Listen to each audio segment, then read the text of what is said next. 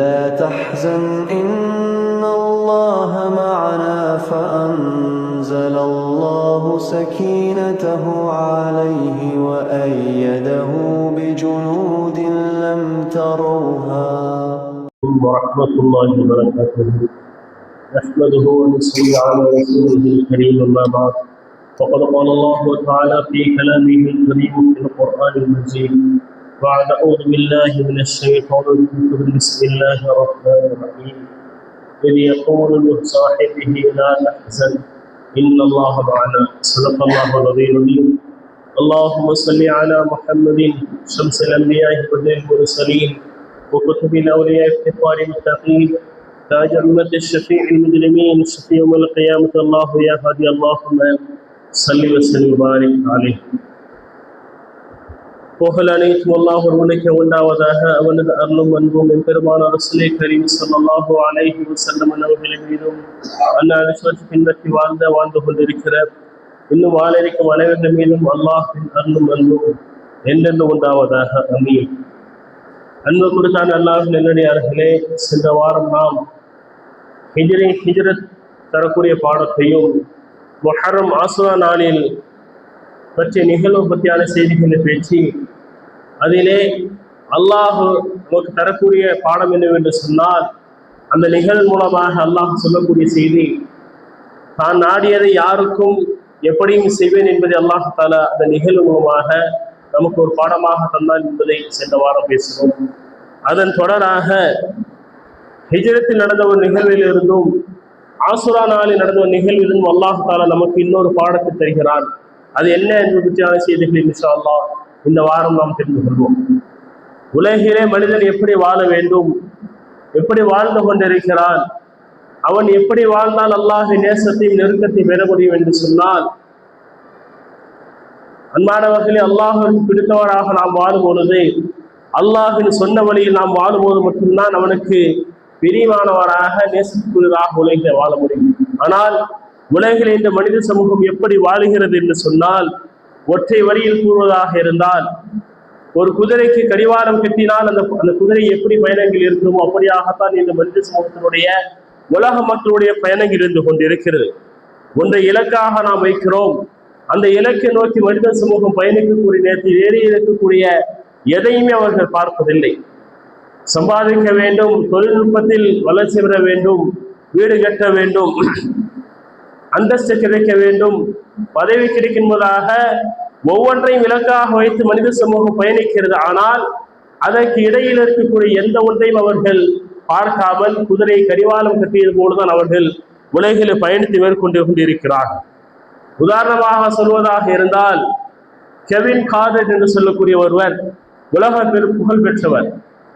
அவர் யார் என்று சொன்னால், அவருடைய துறை போட்டோ ஷூட்டர். சிறந்த புகைப்படங்களை பிடித்து அந்த துறையில் சிறந்த பதக்கமான புலிட்சர் விருது என்று சொல்லக்கூடிய இந்த விருதை பெற வேண்டும், அந்த சன்மானத்தை பெறுவதாக அவர் அதிலே மிகவும் முயற்சி எடுத்து ஒவ்வொரு ஊருக்காக சென்று ஒரு புகைப்படத்தை எடுத்துக்கொண்டே இருக்கிறார்.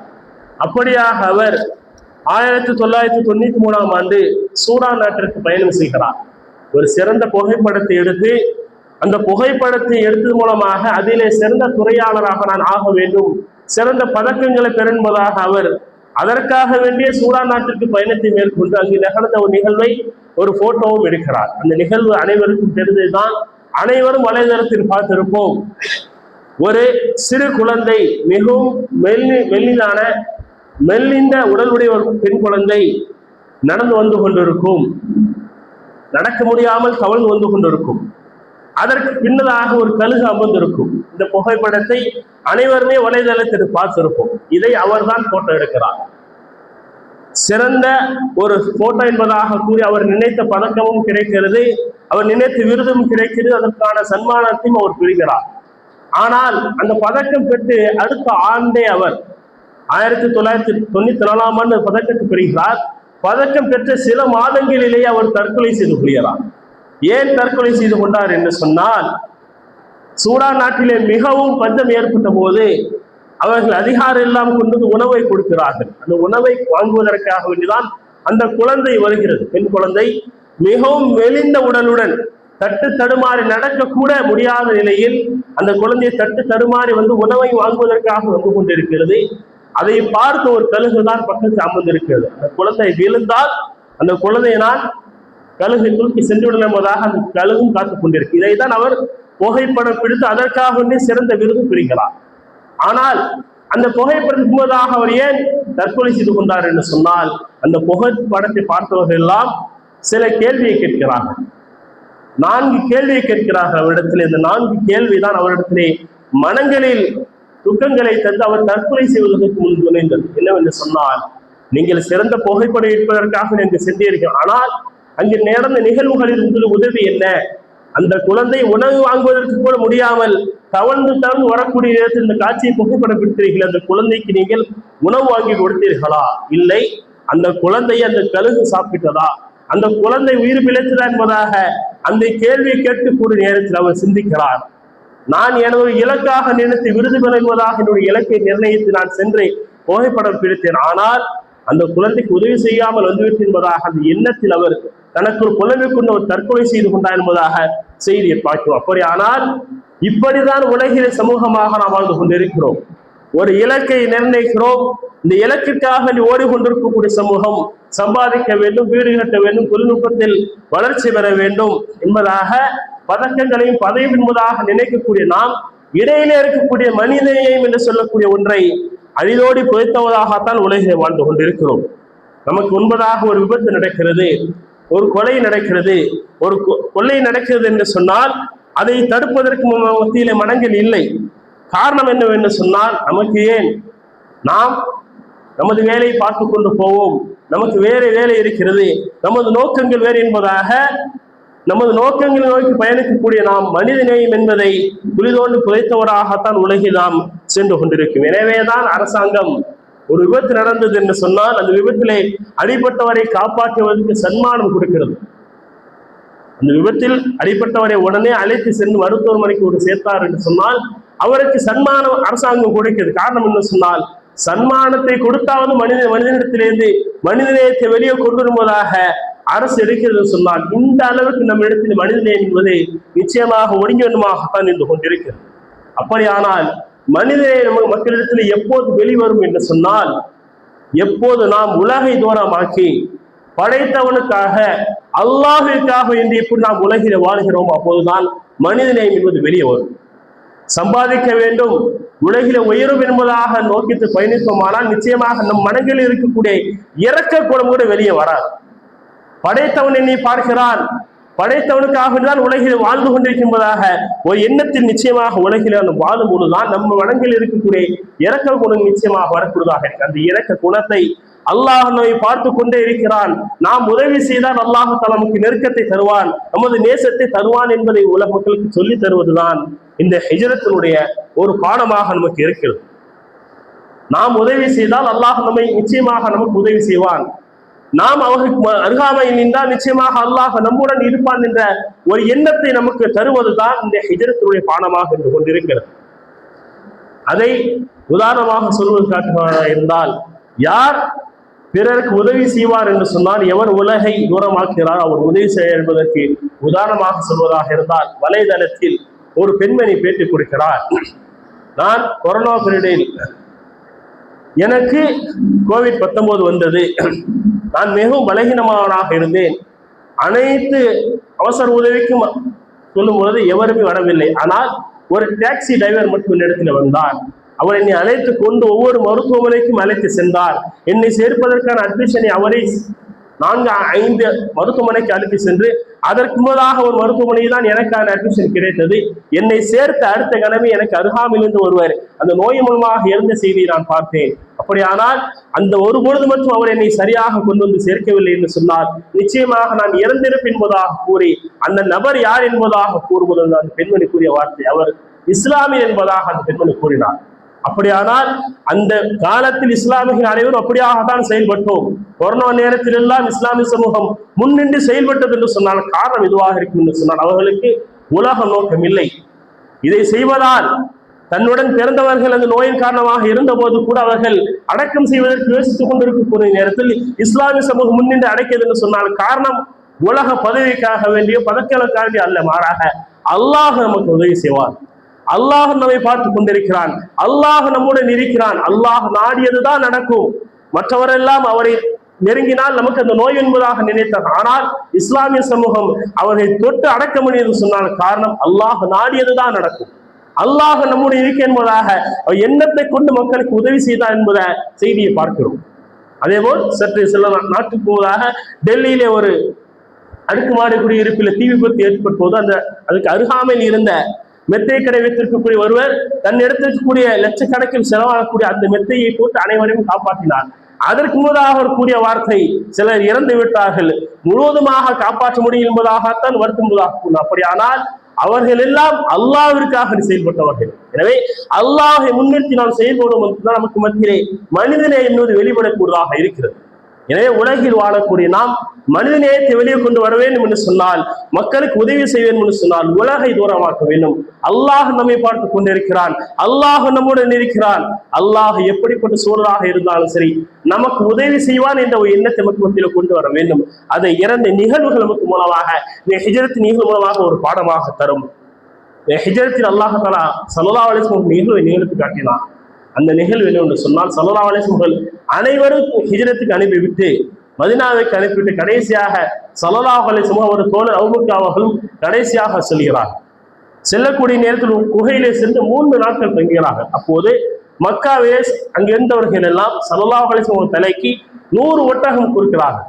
சிவப்பு ஒட்டகம். எவர் நபியின் தலையை கொண்டு வருகிறாரோ அவருக்கு 100 ஒட்டகம் கொடுக்கும் என்பதாக சன்மானம் அறிவிக்கப்படுகிற அனைவரும் தன்னுடைய வாளை உருவி கொண்டு தேடிக்கொண்டிருக்கிறார்கள் ஸல்லல்லாஹு அலைஹி வஸல்லம். இப்போது குகைக்கு அருகாமையில் இருக்கிறார்கள்.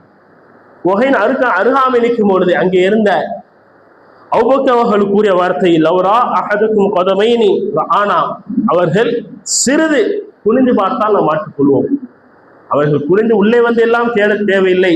தன்னுடைய கால் சொறியடிக்கும்பதாக சற்று குடிந்தால் நாம் மாற்றிக்கொள்வதாக அபூபக்கர் கூறும்போது ஸல்லல்லாஹு அலைஹி வஸல்லம் கூறின வார்த்தை, வதன்னுக இஸ்னைனைன் அல்லாஹு சாலிசுஹுமா, நாம் 2 நபர் தான் இருக்கின்றதாக நினைக்கிறாக, இல்லை அல்லாஹு சாலிசுஹுமா, மூன்றாவதாக அல்லாஹ் நம்முடன் இருக்கின்றதாக கூறிவிட்டு ஸல்லல்லாஹு அலைஹி வஸல்லம் கூறினார்கள், லா தஹ்சன் இன்னல்லாஹ மஅனா, நீங்கள் பயப்படாதீர்கள், அல்லாஹ் நம்முடன் இருக்க என்பதாக கூறினார்கள். அந்த எண்ணம் அல்லாஹ் நம்முடன் இருக்க என்பதாக நபி ஸல்லல்லாஹு அலைஹி வஸல்லம் கூறிய வார்த்தைக்கு அல்லாஹ் பிரதிபமாக ஒரு சிறந்தி வலையின் மூலமாக அல்லாஹ் தஆலா பாதுகாக்கிறார். அல்லாஹ் நம்முடைய இருக்காத எண்ணத்தை மத்தியில் கொண்டு வந்து விட்டால் அல்லாஹ் சிலந்தி வலையின் மூலமாக உலகில் அற்பமாக நினைக்கக்கூடிய ஒன்றை வைத்து கூட அல்லாஹ் தஆலா நம்மை பாதுகாப்பான். அது மட்டுமல்ல, ஃபன்ஸலல்லாஹு ஸகீனத்தஹு அலைஹி, அவர்களுக்கு நாம் மன அமைதியையும் கொடுத்து என்பதாக அல்லாஹ் குர்ஆனில் பேசுகிறான். அதே போல்தான் அந்த ஆசுரா நாளின் நிகழ்வு என்று சொன்னால், மூசா அலைஹிஸ்ஸலாம் அவர்கள் ஃபிரௌன் துரத்தி கொண்டு வருகிறார் என்பதாக கூறும்போது அனைத்து நபர்களும் தன்னை ஏற்றவர்களை அழைத்துக்கொண்டு மூசா அலைஹிஸ்ஸலாம் அவர்கள் செல்லும் பொழுது கடலுக்கு அருகாமை நிற்கிறார்கள். அடுத்ததாக வழி இல்லை. பின்னே மூசா ஃபிரௌனின் கூட்டம் துரத்தி கொண்டிருக்கிற போது இஸ்லாத்தை ஏற்று மூசா அலைஹிஸ்ஸலாம் கூட வந்தவர்கள் கூறிய வார்த்தை, ஆல அஸ்ஹாபு மூசா இன்னால முதரக்கும், நாம் மாற்றிக்கொண்டோம், நாம் சிக்கிக்கொண்டு என்பதாக இஸ்லாத்தை ஏற்றவர்கள் கூறினார்கள். முன் சென்றால் கடல் இருக்கிறது, வழி இல்லை, முன் சென்றாலும் நாம் இறந்து விடுவோம், பின் சென்றால் ஃபிரௌனின் கூட்டம் கொண்டு விடுவதாக அவர்கள் கூறும்போது மூசா அலைஹிஸ்ஸலாம் கூறிய வார்த்தை, இன்னமா யரபி ஸஹீர், நீங்கள் பயப்பட வேண்டாம், அல்லாஹ் என்னுடன் இருக்க என்பதாக கூறினார்கள். அல்லாஹ் தஆலா அவர்களை கடலை 2ஆக பிளக்க வைத்து அவர்களை பாதுகாத்து என்பதாக நான் சம்பவத்தை பார்க்கிறேன். அப்படியானால் உலகில் வாழக்கூடிய நேரத்தில் நாம் அல்லாஹ் நம்முடன் இருக்கிறான், அல்லாஹ் நம்மை பாதுகாப்பான் என்ற ஒரு எண்ணத்தை மத்தியில் கொண்டு வந்தால் நிச்சயமாக அல்லாஹ் தஆலா எப்படிப்பட்ட எதுவாக இருந்தாலும் சரி, உலகிலேயே பெரியதாக நினைக்கக்கூடிய கடலாக இருந்தாலும் சரி, அற்பமாக நினைக்கக்கூடிய சிலஞ்சி வலையாக இருந்தாலும் சரி, அல்லாஹ் தஆலா அதை கொண்டு நமக்கு உதவி செய்யும். எனவே உலகில் வாழக்கூடிய இடத்தினால் நமக்கு மத்தியிலே அந்த எண்ணத்தை கொண்டு வர வேண்டும். அல்லாஹ் நம்முடன் இருக்கிறான் என்ற ஒரு எண்ணத்தை நமக்கு மத்தியில் கொண்டு வர வேண்டும். அந்த எண்ணம் இருக்கிறது, ஆனால் அதை நாம் வெளிப்படுத்துவதில்லை. இந்த எண்ணம் நமக்கு மத்தியில் இருக்கிறது, ஆனால் அதை நாம் வெளிப்படுத்துவதில்லை. உதாரணமாக சொல்வதாக இருந்தால், அல்லாஹ் குர்ஆனில் கூறுவான், உங்களுக்கு ஒரு சோதனை வந்தால், ஒரு இழப்பு வந்தால் நீங்கள் பொறுமையை கையாளுங்க. ஏனென்று சொன்னால், இன்னல்லாஹ மஅஸ் ஸாபிரீன், நான் பொறுமையாகவுடன் இருக்கின்றதாக அல்லாஹ் கூறுகிறான். நமக்கு மத்தியிலே ஒவ்வொரு விஷயத்திலையும் ஒரு பொறுமையை கையாளும், அல்லாஹ் நம்முடன் வந்து விடுவான். அதே போல் ஒரு பாவமான காரியம் நடக்கிறது, அதை அஞ்சுகிறோம், அல்லாஹ்விடத்தில் தௌபா செய்யுமான அல்லாஹ் கூறக்கூடிய வார்த்தை வஅலமு அன்னல்லாஹ மஅல் முத்தகீன். யார் இறைவனை அஞ்சு வாழுகிறான் அவருடன் நான் இருப்பேன் என்பதாக அல்லாஹ் குர்ஆனில் கூறுகிறான். அது மட்டுமல்ல, நான் நன்மை செய்கிறோம், நன்மையான காரியங்கள் செய்து கொண்டே இருக்கிறோம், ஹஜ் செய்கிறோம், நோன்பு வைக்கிறோம், ஜக்காத்து கொடுக்கிறோம், திக்ர் செய்கிறோம், பிறருக்கு உதவி செய்கிறோம். ஆனால் அல்லாஹ் கூறக்கூடிய வார்த்தை இன்னல்லாஹ மஅல்லதீன தக்வா வல்லதீன ஹும் முஹ்ஸினூன். எவர் நலவை நாடுகிறாரோ, எவர் நன்மை செய்கிறாரோ அவருடன் நான் இருப்பேன் என்பதாக அல்லாஹ் தஆலா குர்ஆனில். அப்படியானால் இப்படி அல்லாஹ் தஆலா நம்முடன் தான் இருக்கிறான், ஆனால் அந்த எண்ணம் நமக்கு மத்தியில் இல்லை. அந்த எண்ணத்துடன் உலகிலே வாழ்வதை விட்டு நாம் தூரமாக கொண்டிருக்கிறோம். அனைத்து காரியத்தையும் செய்யக்கூடிய நாம் அது அல்லாஹ் நம்முடன் இருக்கிறார் என்ற ரீதியில் செய்யும் போது உலக காரியத்தை அல்லாஹ் நிச்சயமாக நமக்கு ஒரு வெற்றியான காரியமாக தருவார். சோதனை வருகிறது, கஷ்டம் வருகிறது என்பதாக நினைக்கும் போது இதை அல்லாஹ் பார்த்துக் கொள்வான் என்பதாக அல்லாஹ்விடத்தில் நாம் ஒப்படைக்கும் போது அல்லாஹ் நிச்சயமாக அதை பாதுகாப்பான், நமக்கு உதவி செய்தவனாகவும் இருப்பான். உதாரணமாக சொல்வதாக இருந்தால், அபூதர் ரலியல்லாஹு அவர்கள் மதீனாவில் இருக்கக்கூடிய நேரத்தில் அவர்கள் ஒரு வீட்டினுடைய திண்ணையில் அமர்ந்து கொண்டிருக்கிறார்கள். அப்போது அங்கு வரக்கூடியவர்கள் ஒருவர் வந்து கூறுகிறார், உங்கள் பகுதியில் தீப்பிடித்து எரிந்து கொண்டிருக்கும்பதாக கூறுகிறார். அப்போது அவர் கூறினார், இல்லை, வாய்ப்பில்லை என்பதாக கூறினார். இரண்டாவதாக ஒரு நபர் வருகிறார், உங்க வீடுடைய அனைத்து பகுதியும் எரிந்து விட்டது, நிச்சயமாக உங்கள் வீடும் எரிந்திருக்கும்போதாக கூறினார். அதற்கும் வாய்ப்பில்லை என்பதாக கூறினார். மூன்றாவதாக நபர் வந்து கூறினார், அனைத்து வீடும் எரிந்து விட்டது, ஆனால் உங்கள் வீட்டுக்கு மட்டும் சிறிது சேதாரம் இல்லை என்பதாக கூறினார். கூறிவிட்டு அவர் கூறிய அனைவரும் கேட்டார்கள், எப்படி இவ்வளவு நம்பிக்கை என்பதாக கூறுவது அந்த அபூதர் ரலியல்லாஹு அவர்கள் கூறிய வார்த்தை, நான் அல்லாஹ்விடத்தில் ஒப்படைத்திருக்கிறேன், அல்லாஹ் பார்த்துக் கொள்ளும் என்பதாக நான் நம்பிக்கை வைத்திருக்கிறேனவே நிச்சயமாக அதற்கு ஒன்று ஆகாது என்பதாக கூறினார்கள். அப்படியானால் அந்த எண்ணம் நமக்கு மத்தியில் வர வேண்டும். எதுவாக இருந்தாலும் சரி அல்லாஹ் பார்த்துக் கொள்ளும் என்பதாக அல்லாஹ் நம்ம ஒப்படைக்கும் போது அல்லாஹ் தஆலா நிச்சயமாக நம்ம இடத்தில் பாதுகாப்பு அளிப்பான். அதன் மூலமாக அல்லாஹ் நமக்கு உயர்வையும் தருவான். நாம் சிறிய நோய் வரும் பொழுதே நமக்கு மத்தியிலே மனங்கள் வலிக்கிறது, எனக்கு தான் அல்லாஹ் கொடுக்க என்பதாக படைத்தவனை திட்டுக்கொண்டு தான் உலகில் வாழ்ந்து கொண்டிருக்கிறோம். எனவே அல்லாஹ் நம்முடன் தான் இருக்கிறான், நிச்சயமாக எனக்கு உதவி செய்வான் என்ற ஒரு எண்ணத்தை நமக்கு மத்தியில் கொண்டு வர வேண்டும். சிலருக்கு அந்த எண்ணம் இருக்கிறது, அல்லாஹ் இருக்கிறான் என்ற எண்ணம் இருக்கு, ஆனாலும் கூட ஒரு பழமொழி சொல்வார்கள் அல்லவா, நான் தொழுகிறேன் அல்லாஹிற்காக வேண்டி, வைக்கில் திடுகிறேன் மாற்றுக்க என்பதாக கூறுவார். அப்படியானால் தொழுவது அல்லாஹிற்காக வேண்டி, உழைப்பது உலகில் வாழ்வதற்கு என்பதாக, பணம் சம்பாதிப்பதற்காக அனைத்து செயல்பாடுகளும் செய்யக்கூடிய நாம் அல்லாஹ் நம்முடன் இருக்கிறான் என்ற ஒரு எண்ணத்தை தூரமாக்கி விட்டோம். என்ன எண்ணம் இருக்கிறது, ஆனாலும் கூட உலகில் வாழ வேண்டும் அல்லவா என்பதாக ஆடம்பர வாழ்க்கைக்காக நமது வாழ்வை நாம் நகர்த்தி கொண்டு சென்று கொண்டிருக்கிறோம். எந்த அளவு ஆடம்பரத்துக்காக மனித சமூகம் வாழ்ந்து கொண்டிருக்கிறது சொன்னால், நேற்று நடந்த ஒரு நிகழ்வை நீங்கள் செய்தியில் பார்த்திருப்பீர்கள். ஒருவர் தன்னுடைய வீடியோவில் பேசுகிறார், நான் என்னுடைய பொருளாதார வளர்ச்சிக்காக வேண்டி என்னுடைய பணத்தை எல்லாம் ஒரு முதலீட்டு செய்திருக்கிறேன், அதன் மூலமாக கோடிக்கணக்கில் நான் நஷ்டம் அடைந்து விட்டு என்பதற்காக வேண்டி தன் மகளை அவர் சாதாரணமாக அந்த வீடியோவில் பேசுகிறார், என்னுடைய மகளை நான் தலையில் அடித்தே கொண்டு விட்டேன், என் மனைவியும் தலையில் அடித்து கொண்டு விட்டேன், நானும் இறக்கப் போகிறேன், எனவே என்னிடத்திற்கக்கூடிய பணத்தை எல்லாம் இவருக்கு கொடுத்தின்பதாக கூறினார். அவர் கூறக்கூடிய பணமே கிட்டத்தட்ட 60 லட்சத்துக்கு மேலே இருக்கும். என்னுடைய பேங்கில் 45 லட்சம் இருக்கிறது, இவர் எனக்கு 5 லட்சம் தரும் என்பதாக ஒரு 60 லட்சத்தை கூறிவிட்டுதான் கூறுகிறார். அதற்கு மேலாக கடன் இருக்கும்போதாக ஒரு மனிதன உலகில வாழ்வதற்கு போதுமான பணத்தை தான் அவர் பெற்றிருக்கிறார். ஆனாலும் கூட இன்னும் ஆடம்பரமாக வாழ என்பதாக எண்ணத்தின் காரணமாகத்தான் அவரும் அழிந்தார். தன் பாசமாக வளர்த்த தன் மகளையும் அவரை அடித்துக் கொண்டார் என்று சொன்னால் எந்த அளவுக்கு சமூகம் சென்று கொண்டிருப்பதாக பார்க்க வேண்டும். எனவே அல்லாஹ் நம்முடன் தான் இருக்கிறான் என்ற எண்ணத்தை நம்மிடத்தில் கொண்டு வந்து வாழ்வு இருந்தது என்று சொன்ன நிச்சயமாக அல்லாஹ் தலைமை வாழ்வை நிச்சயமாக உயர்த்துவான். இந்த எண்ணத்துடன் முஸ்லிம்களாக இருக்கக்கூடிய நாம் வாழ வேண்டும். அந்த வாழ்வு நம்மை நிச்சயமாக உயர்வையும் மதிப்பையும் பெற்று தரும். நீங்கள் சரியாக 25ஆம் தேதி அரசாங்கம் ஒரு தீர்ப்பை வெளியிட்டிருக்கிறது. என்னவென்று சொன்னால், மாற்று மதத்தை சார்ந்தவர்களிலே பிற்படுத்தப்பட்டோர், மிகவும் பிற்படுத்தப்பட்டோர் என்பதாக சிலரை குறிப்பிட்டு இவர்கள் எல்லாம் இஸ்லாத்தை ஏற்றால் முஸ்லிம்களாக வந்தார்கள் என்று சொன்னால் இஸ்லாமியர்களுக்கு கொடுக்கக்கூடிய ஒதுக்கீட்டை இடஒதுக்கீட்டை அவர்களுக்கு கொடுக்க மாட்டோம் என்பதாக அரசாங்கம் ஒரு தீர்ப்பை வெளியிடுகிறது. மதுரை கிளை ஒரு தீர்ப்பை வெளியிடுகிறது. பிற்படுத்தப்பட்டோர் மிகவும் பிற்படுத்தப்பட்டவராக இருக்கக்கூடிய மாற்று மதத்தை சார்ந்தவர்கள் இஸ்லாத்தை ஏற்றார்கள், இஸ்லாத்தில் கொடுக்கிற இடஒதுக்கீட்டை அவர்கள் கொடுக்க மாட்டோம் என்பதாக ஒரு தீர்ப்பை வெளியிட்டு அதற்கு எதிராக சில போராட்டங்கள் கண்டனங்களாக நடந்து கொண்டிருக்கிறது. இதே நேரத்தில் நாம் 2 நாட்கள் முன்பதாக ஒரு செய்தியை பார்க்கிறோம். அதே மதத்தை சார்ந்தவர்களிலே மிகவும் பிற்படுத்தப்பட்டோர் அவர்களே கணவன் மனைவியாக வாழ்வதற்காக அவர்கள் காதல் செய்யக்கூடிய நேரத்தில் அந்த இருவரையுமே அவர்கள் அந்த மதத்தை சார்ந்தவர்களை கொலை செய்தார் என்பதாக செய்தியை பார்க்கிறோம். தன் மதத்தில் இருக்கக்கூடியவர்கள் தான் அதிலே மிகவும் தாழ்ந்தவரை காதலித்ததன் காரணமாக தன் மகளையே அவர் தூக்கிலிட்டு தொங்கவிட்டார், கொலை செய்தார் என்பதாக செய்தி பார்க்கிறோம். அப்படியானால் நமக்கு ஒரு சட்டத்தை ஏற்றக்கூடிய நேரத்தில் அவர்களுக்குள்ளேயே ஒரு சட்டத்தை கொடுக்க முடியவில்லை என்று சொன்னால் இதுவெல்லாம் ஒரு அரசியலாக நடந்து கொண்டு இருக்கிறது. எனவே இஸ்லாமாக இருக்கக்கூடிய நாம், இஸ்லாமியராக இருக்கக்கூடிய நமக்கு மத்தியிலே அல்லாஹ் நம்முடன் இருக்கிறான். லா தஹ்சன் இன்னல்லாஹ் மானா, அல்லாஹ் நம்முடன் இருக்க என்ற ஒரு எண்ணத்தை மட்டும் நமக்கு மத்தியில் கொண்டு வந்து விட்டார். நிச்சயமாக அல்லாஹ் உலக சட்டங்கள் எல்லாம் வெறும் வெற்றாக அல்லாஹ் தஆலாக்கி நம்மை உயர்வை நிச்சயமாக தருவார்.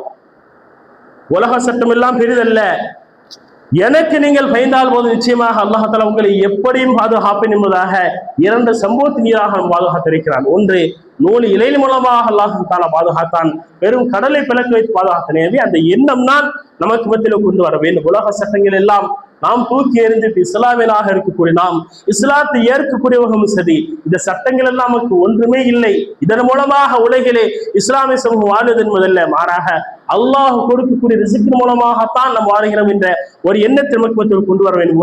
எனவே உலகில் வாழக்கூடிய நேரத்தில் நாம் அல்லாஹிற்கு பயந்தவராக, அல்லாஹ் நம்மை பார்த்து கொண்டிருக்கிறான், அல்லாஹ் நம்முடன் இருக்க என்ற ஒரு எண்ணத்தில் உலகில் வாழும்போது, உலகை நோக்கிக் கொள்ளாமல் வாழும்போது நமக்கு மத்தியிலே மனிதநேயம் என்பது மலரும். அல்லாஹ் நேசத்தை பெற்றவராக, நெருக்கத்தை பெற்றவராக வாழும். அல்லாஹ் தந்து வாழ்வதற்கு தௌஃபீக் செய்வானாக. ஆமீன்.